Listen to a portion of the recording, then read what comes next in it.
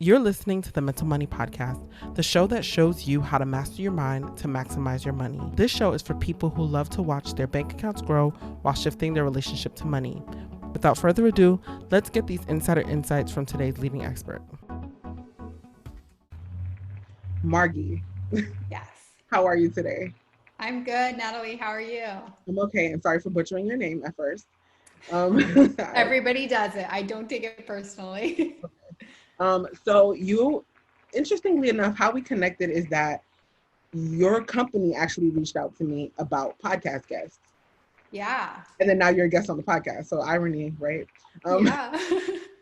so tell us a little bit about yourself, kind of what made you want to start the brand and what the brand actually is. Sure. Well, first of all, thank you so much for interviewing our clients. You have a great show, and we really appreciate it. Thank you. So, Interview Connections, it's an interesting story. My business partner, Jessica, founded the business in 2013. So, Okay. for a business in the podcasting space, we're pretty old. Not for a normal business, we're not old, but in new media, it's pretty old. So, she founded the business because she wanted to work from home. So, she started as a VA, and her dad is a business coach. So, she became, he was her first client, and she was doing a lot of stuff for him. And he really saw early on the value of being a guest on other people's podcasts, in addition to having your own podcast, to market your business, and how valuable that was. So this was like 2012, 2013, and he was already doing this. So he was having Jess book him, and she loved it. He helped her niche it down so that it was just that one offering, and then turn the business model into, rather than being an hourly model, into selling packages of bookings. So that was 2013. We've grown a lot since then. I came on in 2016. I became an equal co-owner in 2018. We now have 20 full-time employees. We did 7 figures in annual revenue for the first time last year. We're at multiple 7 this year. So growing really fast, but we've really stayed with that core offering of booking entrepreneurs as guests on podcasts so that they are getting clients, they're building their brand, and it's so valuable. And the longer we've been in business, the more I think the market is really understanding how valuable these speaking opportunities on podcasts are. Right. No, that makes perfect sense. So, first of all, for let's say someone has been living under a rock for the last 10 years and they don't know what a podcast is, how would you qualify it? So we focus primarily, there are podcasts on everything. There's like multiple podcasts on woodworking, like literally anything you can think of, there are podcasts about it. We focus on interview shows that are primarily in the business entrepreneurial space. So it depends what our clients' goals are and who their target audience is. And then we would look at shows where their target audience would be hanging out. So if someone works with entrepreneurs who need help with their marketing, we would look at, marketing shows and shows that would target that person. So there's a ton of podcasts. We're really focused more on business shows and sometimes health and wellness when we have clients who are entrepreneurs in that space. Right. Okay. Why have a podcast? That's a great question. Well, as you know, because you have a great show, it's a lot of work to have your own podcast. So having a podcast is great. We have a company podcast called Rock the Podcast that we love, but you definitely don't want to start a podcast unless you are committed. Because like, as you know, it takes a lot of consistency. It takes a lot of work to keep showing up, to keep coming up with content, to keep growing your audience. And that's why we primarily focus on booking entrepreneurs as guests on other shows, because that's a great place to start if you're not sure if you really are committed enough to start your own show. And then we have clients who often they will guest on shows and then they'll start their own show and they'll do both. And we do have clients who host their own podcast and work with us, because doing both really is like the best. But if you want to pick one or the other, it's probably easier as an entrepreneur to guest on other shows and get in front of other audiences than to grow your own. Yeah. So, I mean, like, what are the benefits though? Like, why would someone want to start one? To start their own podcast? Or to be on one? Like, what can we gain from being on a podcast or from having one? Like let's look at it from a business perspective, right? You don't want to take these opportunities just to be seen. You want to be able to leverage that opportunity and that time. So what are some of the ways that people can leverage it to make it either monetarily beneficial, visibility as far as the brand, beneficial to the brand? Do you guys have any like strategies or coaching that you guys coach people through to help them maximize their time in front of people? Like those kind of things. Yes, that's an amazing question. We do. So we do help our clients with strategy to make sure they're monetizing their appearances, because part of it is understanding your target audience and your goals for podcast guesting, and then making sure that your criteria for shows is crystal clear so that we're booking you on the right shows that are going to get you in front of your target audience and help you achieve those goals. Right. But you also want to monetize. So the biggest part in monetization is clarity on criteria and then doing a great job and having a great attitude. And those are our clients who have incredible results. And it really depends on what their goals are. So primarily we work with service-based entrepreneurs who can work with clients virtually, and their average lifetime value for a client is over $1,000. So it could be a couple $1,000. For some of our coaches and consultants, it's like $100,000 a year. So one client from a podcast is a huge ROI for them. So it really depends. We have our client, Eric Brotman, is a financial planner.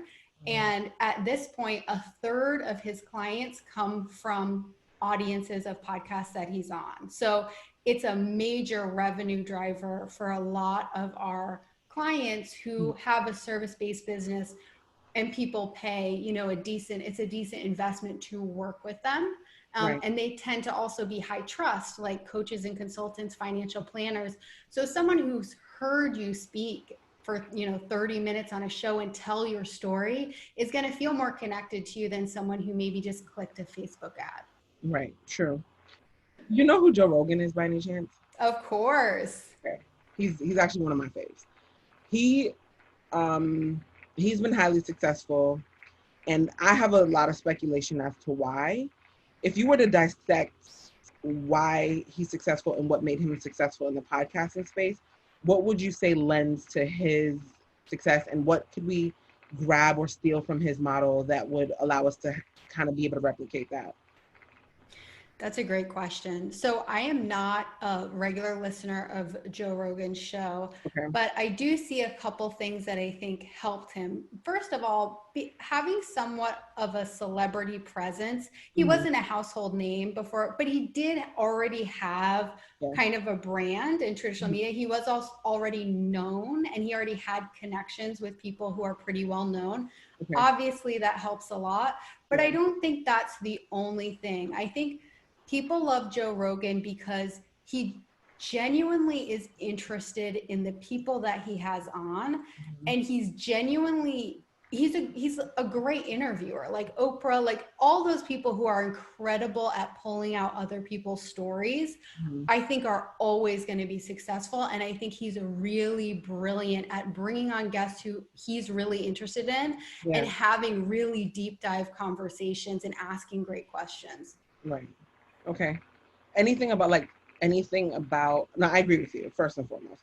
Second of all, anything about how he actually produces his content or how he structures the show that could be emulated as well? I mean, it's important to have, like high quality audio and everything like that if you want your show to be taken seriously. And he absolutely has that. The production value is very high. He also has big names, but if he had big name guests and it sounded like he was, recording it in his basement with no mic, it would be a little bit weird. So I think people could definitely take that from it. I think the other thing to take from his show is there is no one way to do things, because the rule of thumb with podcasts is, like 30 minutes is like that golden amount of time for your length, because it's like the average commute and that's what people like. But then Joe Rogan does these 3-hour episodes and people love it. So I think the biggest thing to take is that success is not one size fits all. And if you really have conviction and passion about what you're doing, you can break the rules, because the length of his shows breaks the rules. Right. And people make the time. Yeah, I do. I watch them all the time. Yeah. So I feel you. Even if it takes like a couple days, but they'll get done. Yeah. So, okay, that's very true. So aside from Joe Rogan, what else do you think people should really consider, not only when being interviewed, but then also when interviewing or hosting a podcast, to help manage that success or bring a lot of people in, draw people in, really get people interested and create fans? Like, have you ever heard of super fans? It's a book by, I can't remember his name for some reason, but it's a book called Super Fans, and kind of just creating like 1,000, 2,000, 3,000 loyal fans at a time, so that those stick with you. Like kind of like how Joe Rogan fans do. Like they're all over him, everything he does. Yeah. So what can we do to kind of create that model? That's a great question. I think with guesting and hosting, it's similar to any type of content marketing you're doing, whether it's video, blogs. It's really all about the combination of consistency and giving value, because you can have really valuable content, but if you produce an episode every couple months when you feel like it, you'll never build an audience. And you could be really consistent. If your content's mediocre, people aren't going to want to hear it. So I think it is putting out content that's valuable to your target audience who you want to be serving, and then staying on that schedule, whether it's every week or twice a week or even once a month, so that they predictably know and can schedule in when they're going to be listening, and that will grow your audience. Okay. And as far as the training that you give to the individuals who are coming in to be interviewed, what do you guys go over that will allow them to maximize their time while they're being interviewed? Yeah, so our clients we work with high-level entrepreneurs who are already seasoned. They're already good speakers. So we don't really do media training because they don't need it. But we do talk to them about the podcast community in that space, because even if they're an experienced speaker and entrepreneur, they might not be used to podcasting. Like, they might not be used to it being a no pitch zone. It's not like a webinar. When you're a podcast guest, you're not selling, you're just focusing on giving value. And then yes, there's usually a call to action where it's like, where can listeners connect with you? But even then, you're not selling. You're usually going to have something free for the audience, or somewhere where they can connect with you to get free value. So that's a big thing that we talk to our clients about. Like, this is different. This is going to be a lot less salesy than like webinars or selling from the stage that you may have done in the past. And then the biggest thing is just giving value, really coming into it with a mindset to serve. And our clients who do that make incredible connections with hosts. They end up having hosts become clients. They, get clients from the audience. So that mindset is a lot of it too. Okay, got you. So you only cater to people in the entrepreneurial space. Do you guys have like an extension at all that caters to anyone in different other spaces, like maybe finance or beauty or anything like that? So we have a ton of clients who are in finance, but they are entrepreneurs, but they're in the financial space. So we work with people who are wealth planners. We work with real estate investors. So actually, financial entrepreneurs are a large part of our client base, but they're all entrepreneurs. So everybody we work with is an entrepreneur, although we represent people in a lot of different spaces. So like finance, health and wellness, marketing, coaching and consulting. So yeah. Gotcha. Would you talk a little bit about like what the process is to actually work with you guys? Like, let's say someone was interested in starting a business. They want to use podcasting as a way to leverage visibility and conversions. I know it's not really a space to pitch or like a place to sell, but like how would they do that subtly if they wanted to, and how would they work with you guys to kind of help them be able to do that? Okay, so we don't work with any entrepreneurs who are just starting out in business. Okay. I honestly, like, we've had people come to us who want to work with us who are just starting their business, and we won't do it because it's not the best use of your money to invest in our service at that point in your business. At that point in your business, you need like fast cash and clients. And this is a pretty mid-range to long-term strategy. It's not fast cash the way that Facebook ads and stuff like that are. Okay. So I actually would say don't work with us, but if you're interested, it's a great idea to start leveraging your expertise right away. Mm-hmm. And you can always book yourself on podcasts. You could have someone on your team or a VA start booking you.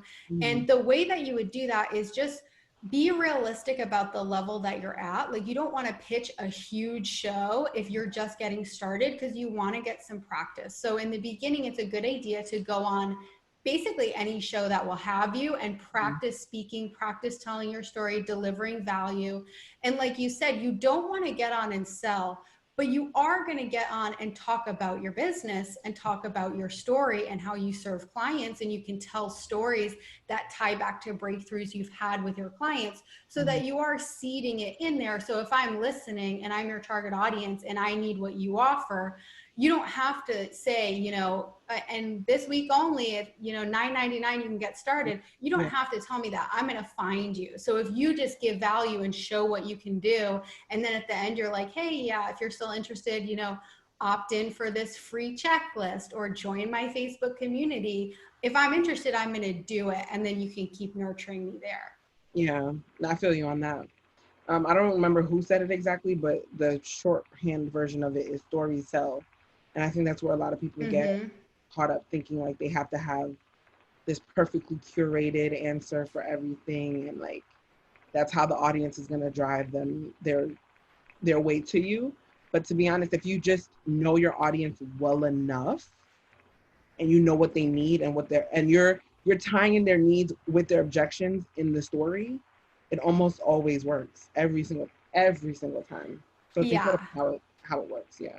Yeah, and you need to take imperfect action, because the only way to get good at speaking and being a guest is to speak and be a guest. And I forget who said this, but it's like, if your early content isn't embarrassing, you started too late. Like, you gotta get out there. So I would just say get out there.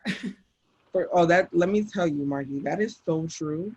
Yeah. I deleted the first 6 episodes of this podcast. When I got to like episode 30, I was like, okay, the first 6 gotta go. I was like, I feel confident enough to like delete these. We'll do these over at another time. They were awful. And I'm okay with that.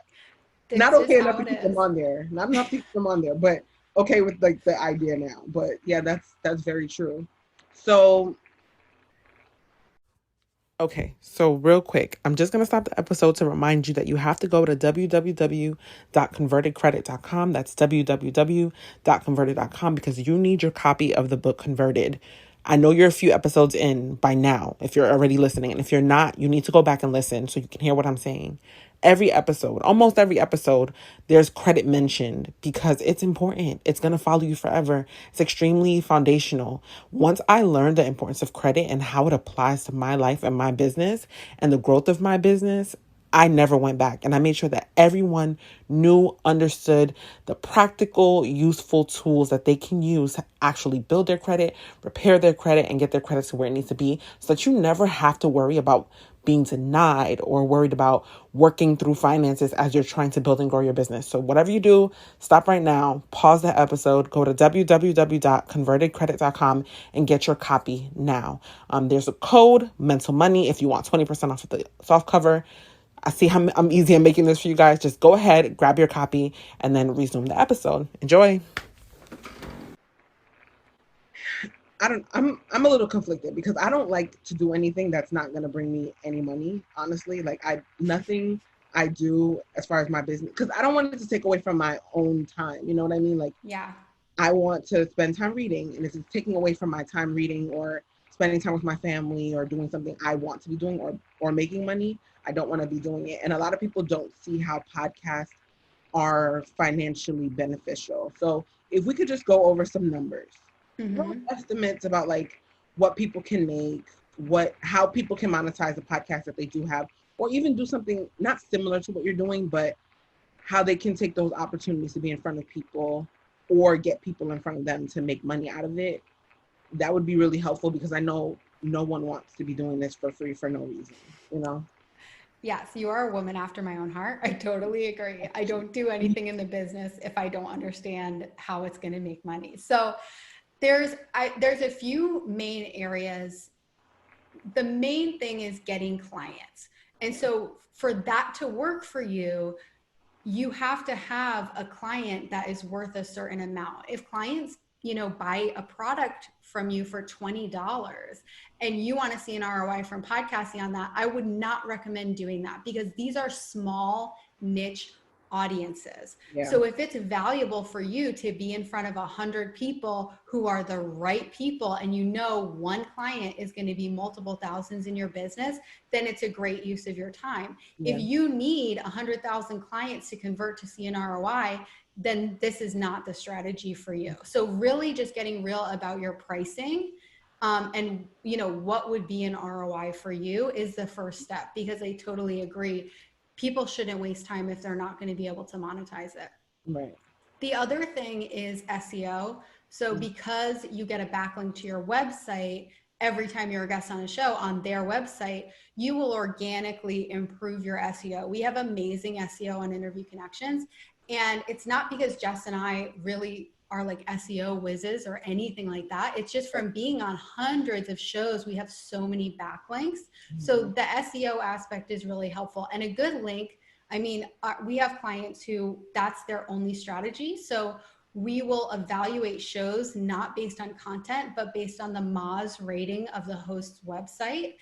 And they are thrilled because they tell us they pay so much for a good backlink, and it's much more affordable to do it this way, to go through the podcast. So SEO is a big one as well.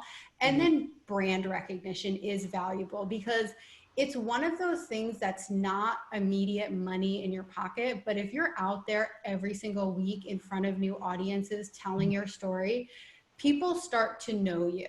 Yeah. And it can be kind of a slow burn, but you start to be known as the person in that space. And we get people who are like, I've been listening to you for years and now I'm ready, let's do it. So it can be a slow burn with the thought leadership aspect of the monetization, but it really is worth it. And I think that's true for all content marketing strategies. It takes a lot of consistency to build the momentum to really start reaping the rewards. Yeah, for sure. Okay. I got you. So let's assume that you have a business owner who is ready to start, and they have a business, they have a proof of concept already, they've been in the business for some time, and they want to use this as a content strategy. How do we get started? What are the steps? So the way we work with clients is after we talk to them and make sure that based on their model and the lifetime value of a client and what their goals are, that this is a good strategy for them to add in. Then we work with them and we start with a discovery month where our team takes a really deep dive into who the client is, what their story is, even details that they might not think are important, because sometimes those things really are important and help you stand out. Getting really clear on show criteria, because we get a lot of clients who come to us who are like, I don't know, I want to be on big shows. And we're like, what does that mean to you? Right. What are your goals? If your goal is to, sign clients up to your super high-end program that is only a fit for a very niche market, why would you want to be in front of 200,000 people who don't even have a business? Like, how's that going to move the needle? So there's a lot of clarifying there, getting crystal clear on criteria, making sure our agents are really clear on that client's messaging so that when they're representing them, everything is on brand. We make a one sheet to make the host life easier with the bio and suggested topics and questions and contact information that we use to pitch. And then once all that discovery work is done, then our agents start pitching and booking the client on usually 4 shows per month. And then we also have added levels of support and strategy, because we've learned over the years that just because you're getting booked on the show doesn't mean you understand how to monetize it. So we have monthly strategy calls with our leadership team, going over what's working, which shows went well, what is your call to action, how is it working, all of that stuff. So there's ongoing strategy, because you really don't know until you get out there how you might want to pivot it. And then we also have twice per week client networking Zoom calls that our team leads. And these are really amazing because all of our clients are successful 6, 7, and 8 figure entrepreneurs. Mm-hmm. And we wanted to connect them with each other because they're super valuable contacts for each other as well. So we started doing these calls so that they can share what they're doing, share what they need, support each other, connect with each other, work with each other. So we have that aspect of community as well among our clients. And we have almost 200 clients now. So it's a great network. Okay. That is awesome. So how do we find you online? Interviewconnections.com? Is that Yeah. Our website is interviewconnections.com. And then we also have a free Facebook group for entrepreneurs who have been in business a little while, who are at that 6-figure or above mark, and they want to get to the next level with podcast interviews. We have a free Facebook community. We do live trainings focused heavily on monetization. So the stuff that we like. And you can find that at interviewconnections.com/group. Okay, awesome. Thank you so much, Margy. I really appreciate your time today. I'm going to check it out because this is something I've been wanting to do, but I wanted to finish the book first. Yeah. Yeah. So that I'm maximizing the time in front of people versus just like, I mean, we have a service, so we could have pitched that as well, but I wanted the book to kind of be the lead magnet. Mm-hmm. So, yeah, maybe that'll be the time. Yeah, that sounds good. Thank you so much for having me on, Natalie. Yeah, of course, it's no problem. And thank you for sharing the value of podcasts and like really getting to the nuts and bolts of what it is and why we should be doing it for entrepreneurs. And I'm hoping that those listening will really try to think about or consider using it as a content strategy because it's time well spent. Yeah. Yeah. Absolutely. Thank you so much. Thanks, Natalie. Thank you so much for listening to the Mental Money Podcast. Please go ahead and remember to subscribe, but don't hoard all of this good information for yourself. Share this information with someone that you know could use it, especially if they need a shift in their mindset or someone who would love to have more money. So until we meet again, remember, like Uncle Snoop said, keep your mind on your money and your money on your mind.